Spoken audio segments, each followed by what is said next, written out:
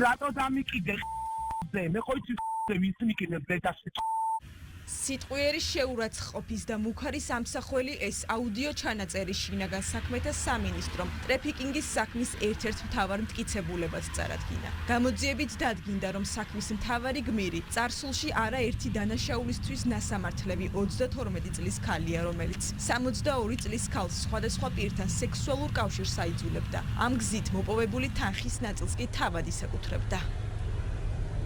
მე თუ გავაკეთე ეგრევე გადმოგირიცხავ. შენ როგორ რაღაც თავში აგივარდა, ხო იცი? არაფერი არ მაქვს. დღეს გნახავ შენ დაისადე. აიცი არ დაგაგებ, გამჭირო გინდა?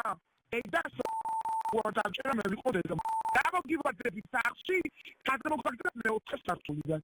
ბრალდებული 32 წლის ქალი დაკავებულია პროკურატურის შუამდგომლობის საფუძველზე სასამართლომ მას აღკვეთის ღონისძიების სახით პატიმრობა უკვე შეუფარდა. უწყებაში ამბობენ, რომ თანხის არ მიცემის ან დაუმორჩილებლობის შემთხვევაში ბრალდებული 62 წლის ქალზე ფსიქოლოგიურ ზეწოლას ახდენდა და ფიზიკური ანგარიშ სწორებით ემუქრებოდა. ფსიქოლოგიური ძალადობით, შანტაჟით და მუქარით დაიძულებდა დაზარალებულ სექსუალური მომსახურება გაეწია მამაკაცებისათვის გამომუშავებული თანხა კი მისთვის სხვადასხვა საბანკო ანგარიშზე ჩაერიცხა. დაუმორჩილებლობის შემთხვევაში ბრალდებული დაზარალებულს აყენებდა შეურაცხყოფას, ემუქრებოდა ფიზიკური ანგარიშ სწორებით, აშანტაჟებდა და სხვადასხვა კრიმინალური წარსულის მქონე პირებით ემუქრებოდა. იგი მუდმივად აკონტროლებდა დაზარალებულს და დადგენილი ოდენობის თანხის ჩარიცხვას თხოვდა. დაკავებულის უფლება დამცველი კი მიიჩნევს, რომ ტრეფიკინგის საქმეზე დაკავებულ ქალს ბრალი არასწორად აქვს წარდგენილი. ადვოკატი ამბობს, რომ 62 წლის ქალი პროსტიტუციის გზით მოპოვებული თანხის ნაწილს დაკავებულს კეთილი ნებით ურიცხავდა. აუდიო ჩანაწერში ნახსენები თანხა კი სხვა საქმეს უკავშირდება. თავისი ნებით მიდის სანაპიროზე და ერთება პროსტიტუციაში.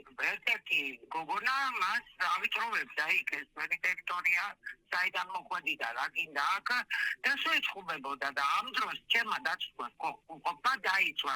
განეცხო დაზარალებული ჩემ დაცვის ყოფის მიმართ სიმპათიებით და თვითონვე შესთავაზა და უთხრა ეს გოგო მომაშორეთ ავიდანო მე ვყიდები ყოველ იმიდანო უცოცხლარს მოგწემო. შემდგომ ჩემმა დაცვის ყოფა მისი სახელით აიღო მიკროსაფინანსოში სესხი რაღაც ლეფტასილად რომელიც არ გადაიხადა და არ დაპირებდა გადახდა. ამაზე მოვიდათ კამათი. შინაგან საქმეთა სამინისტროში სისხლის სამართლის საქმეზე გამოძიება გრძელდება. ბრალის დამტკიცების შემთხვევაში წარსულში ნასამართლებ 32 წლის ქალს 12 წლამდე თავისუფლების აღკვეთა ემუქრება.